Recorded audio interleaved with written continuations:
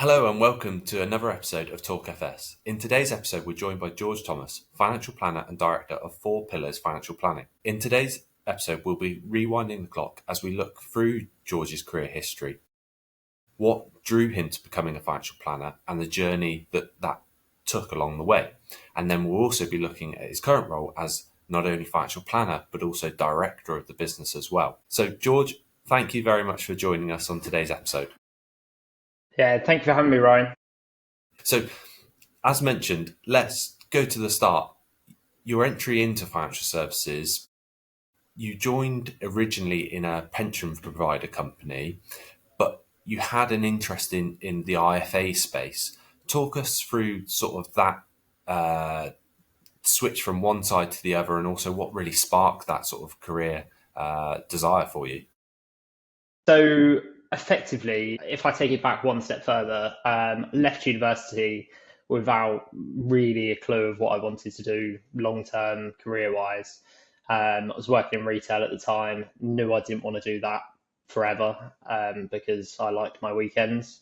So ended up joining a pension provider and was there maybe 6 to 8 months. Wasn't really looking for a job elsewhere, but then it came up, a recruitment agency contacted me and said, we've got this administration job that could be of interest to you. And ended up basically just going to the interview and finding a bit more out about IFA world. Spoke to some sort of mutual connections that I had with my dad, who works in insurance anyway. So he had good contacts in the personal finance world.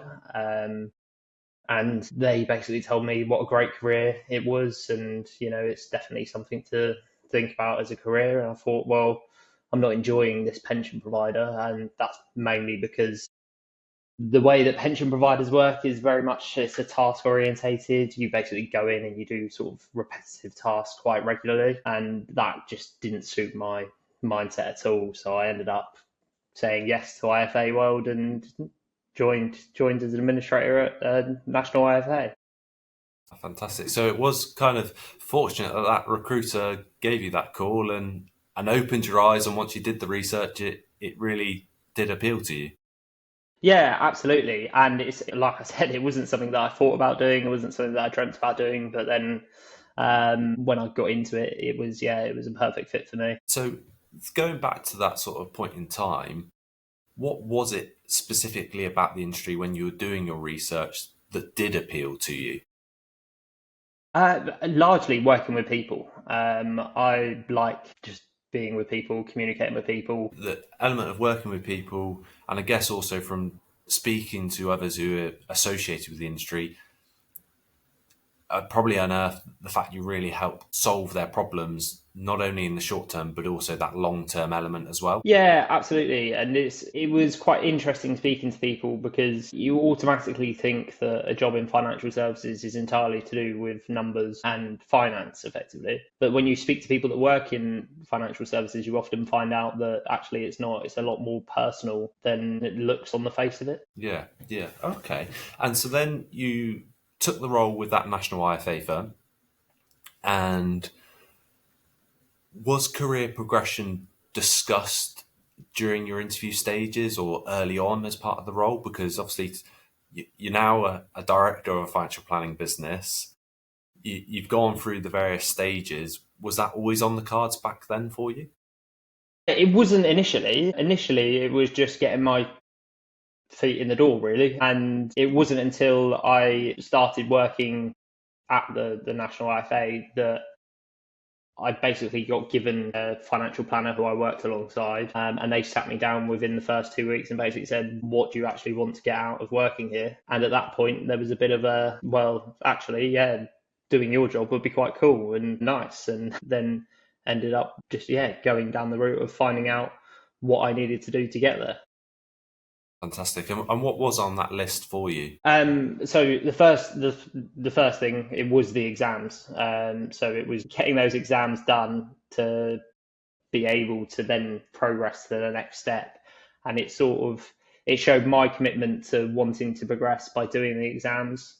at the same time. Yeah, that's a massive thing that I see in my role as a recruiter in terms of how serious someone is about that career progression, whether it's to become a power planner, because so many power planners are now diploma qualified or heading that way, but also obviously it's a requirement to be a financial planner.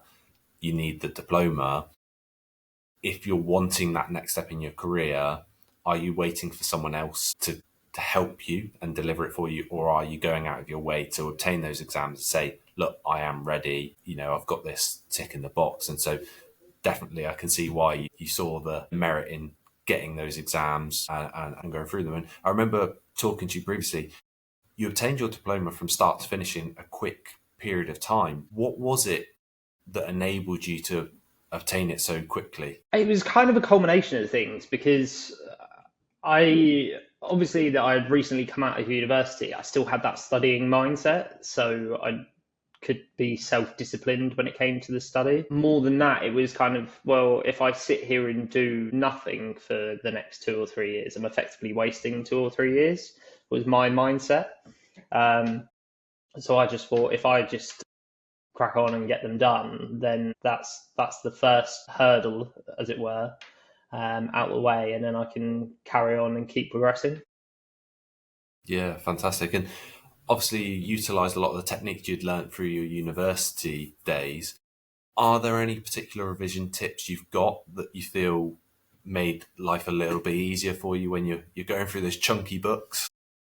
Yeah, I mean, to be honest with you, it wasn't necessarily about the revision technique. It was more about the exam technique itself. So it was, I can't even remember which exam it was, but it wasn't the first. Um, but I found out that when you can right click on an answer on, because it's multiple choice on RO1 to 5. If you right clicked an answer, it put a line through it, which effectively then took it out of your thinking whilst you were doing the exam and answering that question. You could eliminate sort of two answers straight away, and then you're then left with basically one or the other that you think is right. But it saves you staring at four answers that it could be either one. So yeah, that massively helped. And then I think just doing the practice tests and the practice questions, so you get a feel for like how they're actually going to ask a question, is really useful, because the book itself obviously is a chunky textbook that has lots of information in it, but it's how are they going to ask me to answer something on that specific piece of legislation, advice, whatever it might be.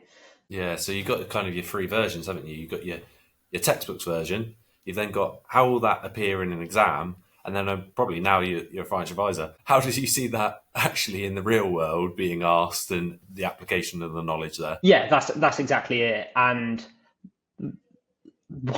as financial advisors, it's effectively our job to make that stupidly complex world of finance and personal finance relatable to the person we're sat in front of. Because everyone knows that in the UK, you don't really get taught about money. You just kind of learn it as you go through life.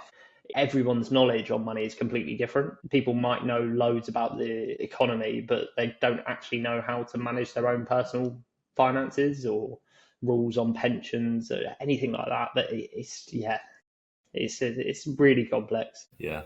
And so by obtaining the diploma, how did that then change your career prospects within the business as an administrator at the time? So it was kind of twofold, because whilst I was doing the exams, the company that I was working for started a graduate scheme, and they basically took administrators already within the company that were looking to progress and enrolled them on this graduate program as sort of guinea pigs. So hand in hand with doing the exams, I had support from effectively a network within the company who were all on that same journey. And so we kind of got additional training on the stuff that you don't learn in books, like your soft skills, training on body language, how to basically talk about these wonderfully complex topics and make them really simple for people to understand. And yeah, so that is effectively where the progression journey started and the learning outside of the textbook started. And then with the support of my mentor, he effectively highlighted books that were good reading. He told me about some courses that were really good. So I kind of just basically tried to take on everything as possible, like learn as much. And even if you only absorb sort of 2 or 3 things from each book, course, whatever you do, it's 2 or 3 things that you didn't know before you started. Yeah, definitely. So it actually then ended up being that the qualifications were only part of the puzzle for you. It was then these soft skills and then also the wider reading that then really broadened your knowledge bank then. Yeah, absolutely. The textbooks and the diploma study is really great for the technical nitty gritty element of our job. But when you're sat in front of people, soft skills matter way more because you've got to be able to connect and relate to those people.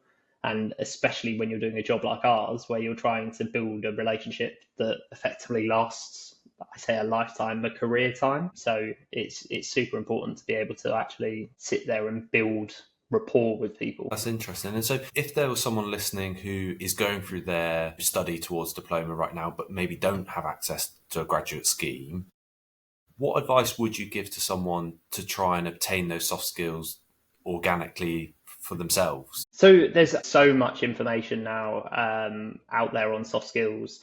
I think one of the the big things now with technology, and this is not my words, this is words from a course that I took with Dimensional, is that storytelling is probably the most important human factor you can apply to anything.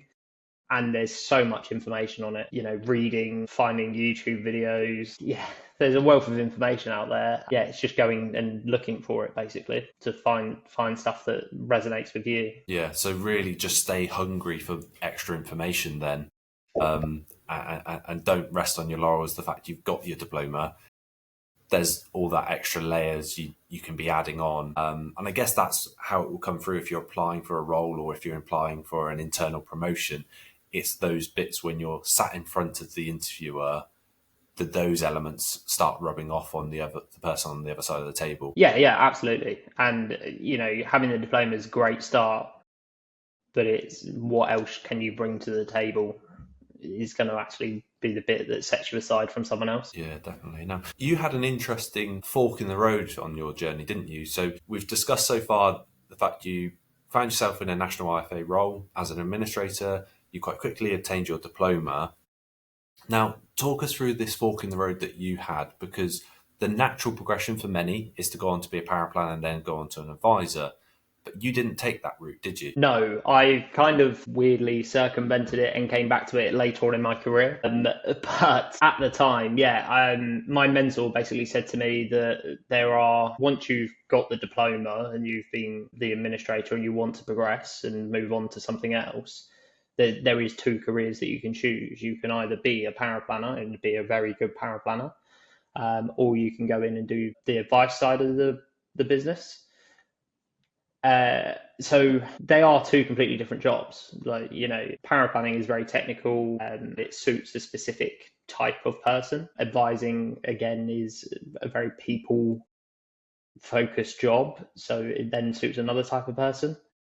At the time, my mentor basically said that you probably are more suited to the advice side. So I don't see the benefit of you going through power planning and sitting in power planning for 2 or 3 years when you could be progressing in the advice space, which I think that's different for everyone, because some people might like the journey of going into power planning, learning what it's like to be a power planner and applying that into the advice process of how they're working.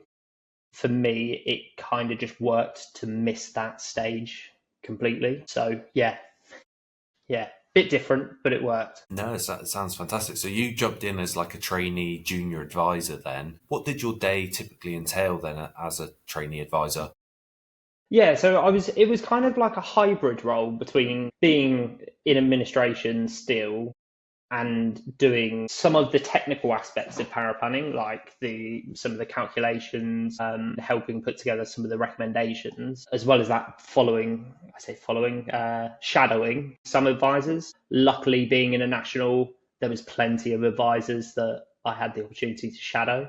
So you kind of learn different bits from different advisors on how they certainly dealt with people and also dealt with different queries and bits of advice. So it was quite a good eye-opening experience. And when we discussed previously, you mentioned that you feel having the access to multiple advisors really helped you be able to pick different bits from different people, and that's how you've kind of created your own blend of those bits that you liked and what you didn't like, I guess.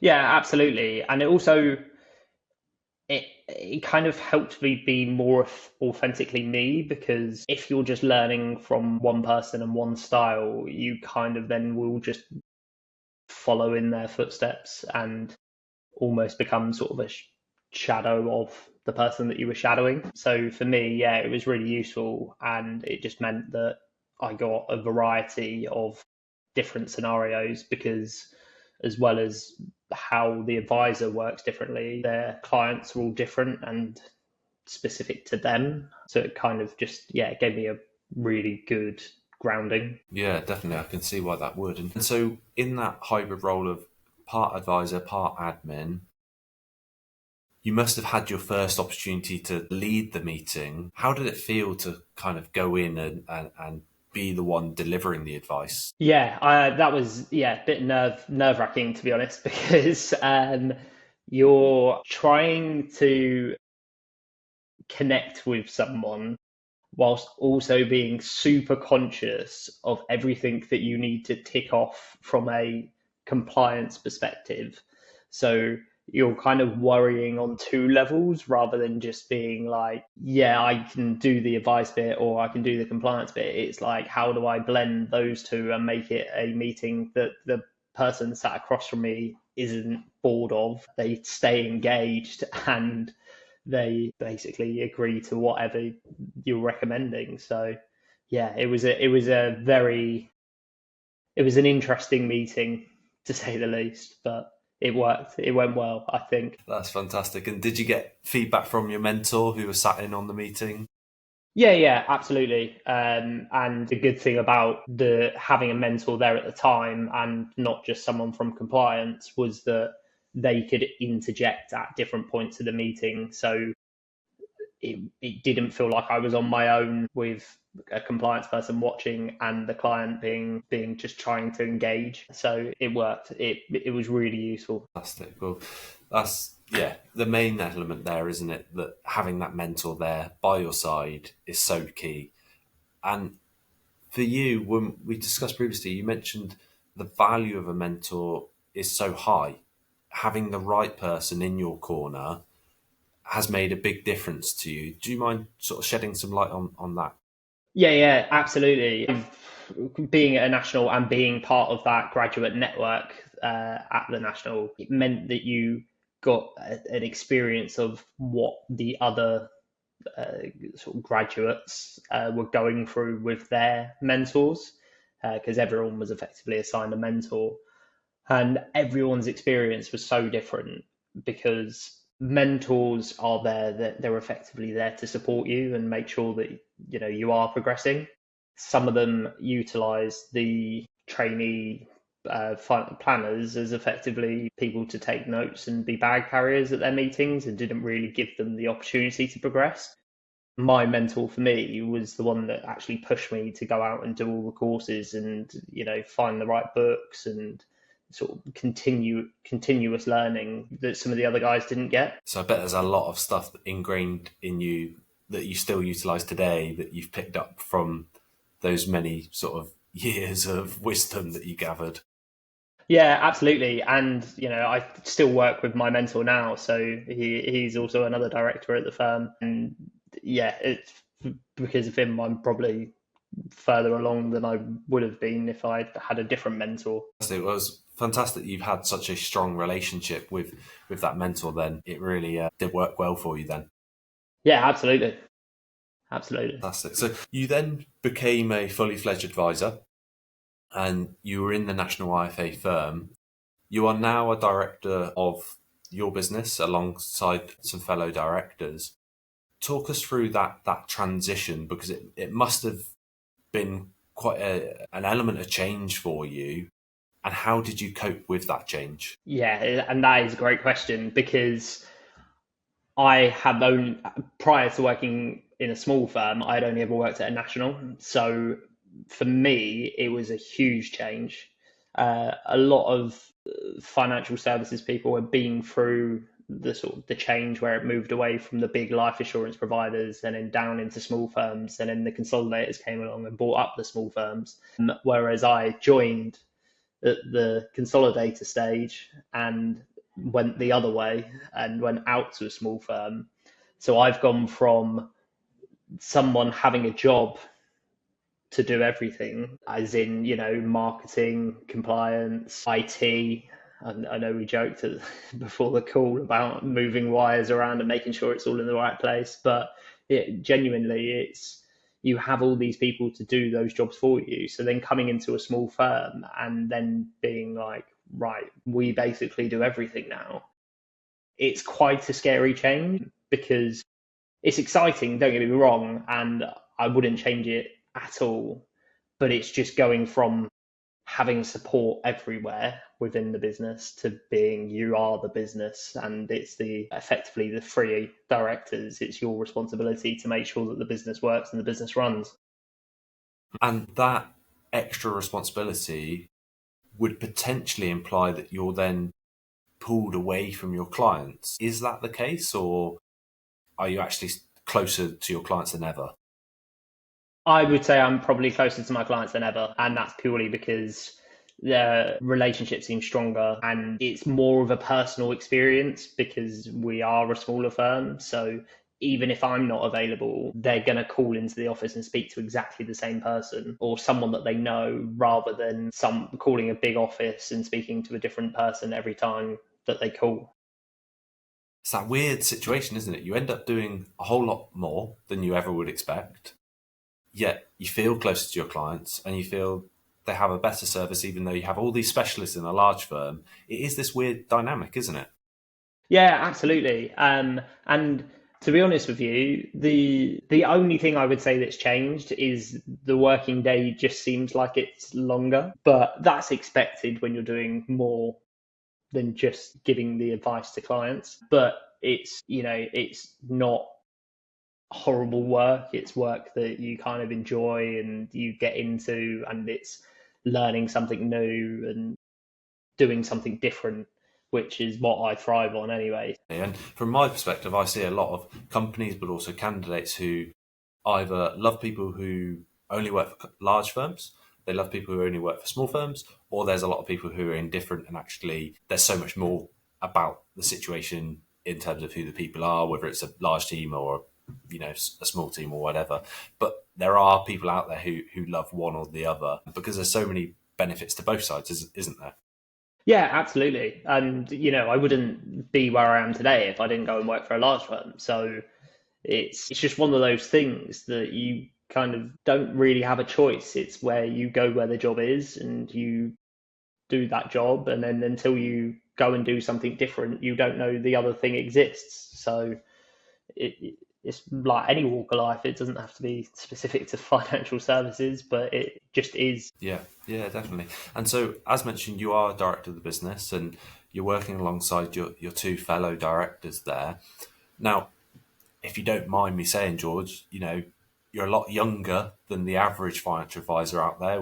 I'm sure that we can pull up some stats on what the average age is, but we all know, listening to this, that it's a little bit older than both of us are on the call. What enabled you to get into that position to become a director of the business? Yeah, that's a great question. Again, the relationship with my mentor was sort of a big factor, but also when they're thinking about their own sort of retirement strategy and talking to clients about their retirement strategy, and it's not necessarily business owners selling up and thinking about their employees. It's just, any person who's making that big change in their life, they want a level of continuity in it. And so when we set up the business, we were looking for the generational aspect of how do we keep this business going without impacting the clients and ensuring that they get the continuity. And it just works. Like the age range that we have now, there's a 26-year age gap between the oldest director and myself. And that works really well for clients, and they can see that. They see the benefit of that generational planning within the company that they're working with. And the other big benefit that I found is that I'm working with two people that have run a business before, know how to run a business, and I'm getting all of that knowledge and experience from them, and it's reducing the amount of risk that I have in my role and my life. Yeah, there's a lot of trust you have to put into them, to go into business together. And I know you'd work closely with them as they were your mentor, but there's all those other bits that you hadn't seen. And so that trust is so important, and that's so good that it's paid off for you. Yeah, thank you. And it really has. I couldn't ask for anything more, to be honest. Fantastic. What are some things that may have surprised you as to sort of running the business that maybe, a year prior to moving into that position that you never would have thought was the case? There's so many little things that you don't realise that you have to do or that need doing because someone else was just doing them. And it's really like small things like marketing, but that takes to actually get something that looks good at the end, you actually have to spend time on it. So that's something that I've enjoyed doing and learning, but it's just something that I've never had to do before. And to be honest with you, one of the biggest learns I've had is coding for websites. That was really annoying to learn, but I got there in the end.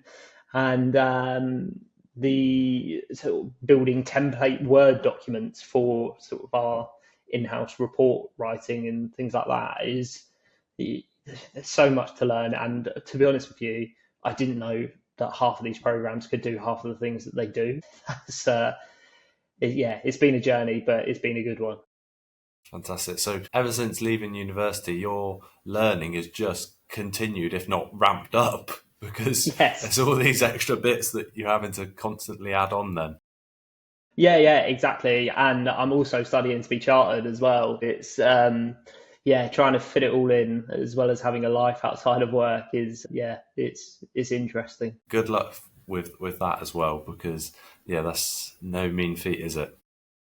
No, not at all. And I'm nearly there now. I've got one exam left to do, or coursework. So excellent. And so that brings us on nicely. The question I like to ask at the end of each episode.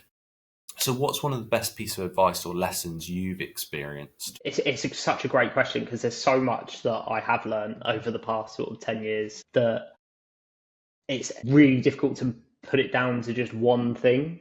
But if it was anything, it would be the importance of goal setting and making yourself accountable to those goals. So the easiest way that we do this is at the start of the year, we make a list of the things that we want to do, both professionally and personally. So whether it just be something simple like, read one book a month if you have the time to fit that all in, but then reviewing it quarterly with someone else so that, they do actually hold you accountable and you can sort of say, I didn't quite make it, but I got some of the way there. That is, it's super helpful. And you don't have to hit 100% of the goals, every goal that you do.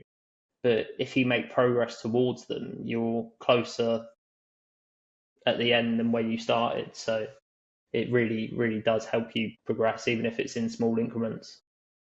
Is that something that applies across the whole team within the business? Yes. So we actually sat down and we put together sort of a plan for the future for everyone. And it's sort of the 12-month plan. We, as a business itself, we've sort of got 90% to where we wanted to go. So it's all going in the right direction. So it's not, like I said, 100% all the time, but 90% is a hell of a lot closer than you were at the start of the year. Yeah, it makes total sense, because you might feel a little bit beaten up that you didn't get 100%, but if you hadn't set the goal and you were just bumbling along, you probably would have only achieved, 50% of what you've set out, because you decided to set it out and stayed accountable for it as well.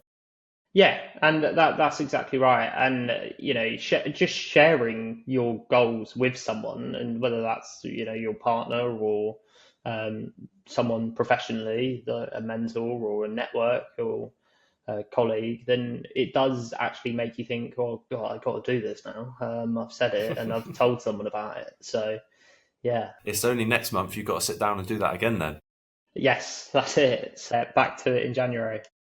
Fantastic. So when do you start thinking of next year's goals? Would it be sort of this time of year, or you're already thinking about it for a while then? Yeah, so I mean, to be honest, because the way that we work as the directors, we've already started planning for 2025 in August time, and that's mainly focusing on the business. But because you're constantly reviewing these plans, you're always thinking about, okay, well, what am I going to do the next quarter? What am I going to do the next half year? So you're always constantly thinking about it. That's good. And is it because of the regular sitting down and reviewing it is causing you to be, it's always in your mind rather than just, leave it to the end of the year task? Yeah, that's it. And because if you write something down and then don't look at it again, then you're not really holding yourself accountable, and you're not really reviewing it and making sure that you're learning from what's happened over the last sort of quarter. Yeah. Yeah, it makes a lot of sense. Well, George, thank you very much for joining us. It's been really interesting to learn your journey to where you are today, and the learns you've experienced throughout that. So hopefully that's helped someone out there, and I'm sure it will, because there's many people in similar positions, right from admin through to advisor and on to also aspirations to become a business owner as well. So yeah, thank you very much for joining us. Yeah, thank you, Ryan, and thanks for inviting me on. Yeah, no problem at all. So if you guys are listening and enjoyed this episode, please do subscribe. Also, feel free to drop me a message if you've got any comments or feedback or anything at all. And we look forward for you joining us on the next episode.